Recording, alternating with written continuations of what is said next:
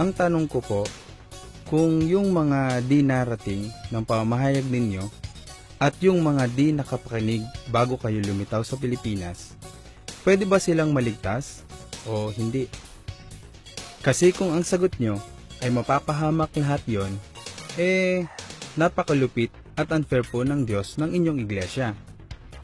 Paano na yung mga di naging miyembro ninyo bago kayo lumitaw noong 1914? Tsaka, kung kayo lang maliligtas, kokonti naman yata kayo.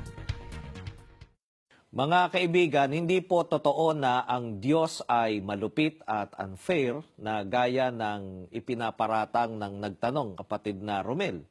Ang katunayan po mga kaibigan ay mababasa po natin dito po sa Deuteronomio 32:4. Matuwid ang lahat niyang mga daan, Diyos ng katotohanan at hindi ng kasamaan, matuwid at makatarungan. Mga kaibigan, batay po sa pagpapakilala ng Biblia, ang Diyos ay matuwid at makatarungan. Sa Anya ay Diyos ng katotohanan at hindi ng kasamaan. Kaya isang napakalaking kamalian, kapatid na Romel, na ipalagay ng sinuman na komo may mga taong hindi maliligtas sa araw ng paghuhukom ay malupit at unfair na raw ang ating Panginoon Diyos. Ang totoo niyang kapatid na Christian, ang Panginoon Diyos pa nga ang pangunahing may gusto na ang tao ay maligtas sa araw ng paghuhukom. Tama po yan, kapatid na Romel. At yan po ang pinatutunayan ni Apostol Pablo, mga kaibigan, na mababasa po natin dito po sa unang Timoteo 2:3-4. Ito'y mabuti at nakalulugod sa paningin ng Diyos na ating tagapagligtas, na siyang may ibig na ang lahat ng mga tao'y mangaligtas at mga kaalam ng katotohanan. Mga kaibigan, ang Diyos po ay Diyos ng pag-ibig at siya mismo ang may gusto na ang lahat po ng mga tao ay maligtas. Subalit, nais natin, kapatid na Romel, na mapansin ng ating mga taga-subaybay Opo. na upang ang tao ay maligtas, kailangan muna niyang malaman ang katotohanan. Mga kaibigan, alin po kaya ang katotohanan na tinutukoy na dapat munang malaman at magawa ng tao, kapatid na Christian, para ang tao ay maligtas? Yan po ay sinagot ng ating Panginoon Kristo at mababasa po natin dito po sa Juan 17:17. Pakabanalin mo sila sa katotohanan. Ang salita mo'y katotohanan. Ayon po sa ating Panginoon Kristo, ang salita ng Panginoon Diyos ay katotohanan. Ito po ang dapat munang malaman at magawa ng tao para siya ay maligtas. At kung saan po ito bababasa, ay itinuro po ni Apostol Pablo. Dito po sa ikalawang Timoteo 3:15-17. Mula pa sa pagkabata, alam mo nang ang banal na kasulatan ay nagtuturo ng daan ng kaligtasan sa pamamagitan ng pananalig kay Kristo Jesus. Lahat ng kasulatay kinasihan ng Diyos at magagamit sa pagtuturo ng katotohanan, sa pagpapabulaan sa maling aral, sa pagtutuwid sa likong gawain, at sa pag-akay sa matuwid na pamumuhay. Sa gayon, ang lingkod ng Diyos ay magiging handa sa lahat ng mabubuting gawain. Mga kaibigan, ang mga salita ng Panginoon Diyos na pawang katotohanan ay nakasulat at mababasa sa banal na kasulatan. Kaya ang banal na kasulatan o ang Biblia ay magagamit sa pagtuturo ng katotohanan, sa pagpapabulaan sa maling aral, sa pagtutuwid sa likong gawain, at sa pag-akay sa matuwid na pamumuhay. Paraan niya ang mga lingkod ng Diyos ay maging handa sa lahat ng mabubuting gawain. At higit sa lahat, kapatid na Romel, ito po ang nagtuturo ng daan ng kaligtasan. Kaya ito po ang nais ng Panginoon Diyos na dapat munang malaman ng tao para maligtas. Kapatid na Christian, ano ba ang isa sa mga katotohanan na dapat munang malaman at magawa ng tao para ang tao ay maligtas? Ito po, kapatid na Romel, ay ang katotohanan na ipinahayag ng Panginoon Kristo na mababasa po natin sa Juan 10:7 at 9 dito po sa Saling Revised English Bible. Kaya muling nagsalita si Jesus, "Buong katotohanang sinasabi ko sa inyo, ako ang pintuan ng kulungan ng mga tupa. Ako ang pintuan, sino mang pumasok sa loob ng kawan sa pamamagitan ko ay magiging ligtas." Mga kaibigan, ang isa po sa mga napakahalagang katotohanan na dapat pong malaman at magawa ng tao para maligtas ay ang sinabi ng Panginoon Kristo sa talatang ating binasa na ang sino mang pumasok sa loob ng kawan sa pamamagitan niya ay magiging ligtas. Hindi po sinabing sumampalataya lang sa Panginoon Kristo at tanggapin siya bilang Panginoon at tagapagligtas ay ligtas na. Kailangan po yun, pero kulang po yun.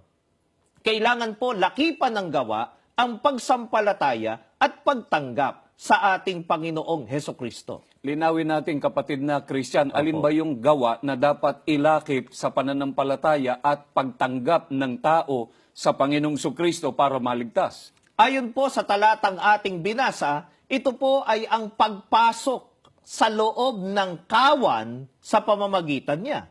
Mga kaibigan, alin po kaya ang kawan na tinutukoy na doon po napaloob ang mga taong pumasok sa ating Panginoong Kristo? Yan po ay ipinaliwanag ni Apostol Pablo at mababasa po natin sa Gawa 20:28 dito na po sa sali ni Dr. George M. Lamsa sa pagkakaliwat na po sa Pilipino. "Ingatan ninyo kung gayon ang inyong mga sarili at ang buong kawan. Narito'y hinirang kayo ng Espiritu Santo ng mga katiwala upang pakanin ang Iglesia ni Kristo na binili niya ng kanyang dugo." Ayon po sa Biblia, ayon kay Apostol Pablo, ang kawan na kinapalooban ng mga taong pumasok sa ating Panginoon Kristo na pinangakuan niya ng kaligtasan ay ang Iglesia ni Kristo. Sa makatwid, kapatid na Romel, bagamat ang Panginoon Diyos ay Diyos ng pag-ibig at gusto niya na ang lahat po ng tao ay maligtas, subalit siya ay makatarungan din. Opo. Ang ililigtas niya, mga kaibigan, ay yaong sumunod sa kanyang kalooban sa paraan ng kaligtasan na itinuro ng Panginoon Kristo, ang pag-anib sa Iglesia ni Kristo. Yon ay fair, kapatid na Romel. Opo. Ang unfair, mga kaibigan, o hindi ba katarungan, pati yung hindi sumunod sa katotohanan at ayaw sa paraan ng kaligtasan, ay ililigtas din ng Panginoon Diyos. Hindi po magiging makatarungan ang Diyos pagka po ganon. Mga kaibigan, ang tanong pa po ni Ginoong Gandhi ay paano na yung mga di narating ng pamamahayag nyo at yung mga di nakapakinig bago kayo lumitaw sa Pilipinas? Pwede ba silang maligtas o hindi?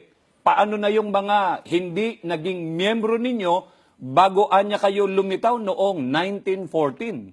Hindi tayo ang sasagot, kapatid na Romel, kundi ang banal na kasulatan o ang Biblia. At yan po ay sinagot na ni Apostol Pablo noon pa na mababasa po natin dito po sa Roma 2:12, 14 hanggang 15. Lahat ng nagkasala ng hindi saklaw ng kautusan ay parurusahan ng hindi batay sa kautusan. At lahat ng nagkasala sa ilalim ng kautusan ay hahatulan ayon sa kautusan. Kapag ang mga hintil na walang nakasulat na kautusan ay gumagawa ng mga bagay na hinihingi nito, ito'y nagiging kautusan sa kanila kahit wala silang kautusan.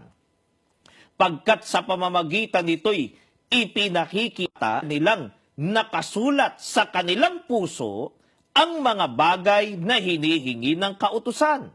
Pinatutunayan din ito ng kanilang budhi, pagkat kung minsan sinusumbatan sila nito, kung minsay ipinagtatanggol. Mga kaibigan, ayon po kay Apostol Pablo, ang mga hindi saklaw o hindi inabot ng kautusan ay hahatulan hindi sa ilalim ng kautusan na nasa kasulatan, kundi batay sa kautusang nasusulat sa kanilang puso. Kaya ang mga hindi po inabot ng pangangaral ng Ebanghelyo ay hahatulan sila sa pamamagitan ng kautosang nasusulat sa kanilang puso o kanilang budhi.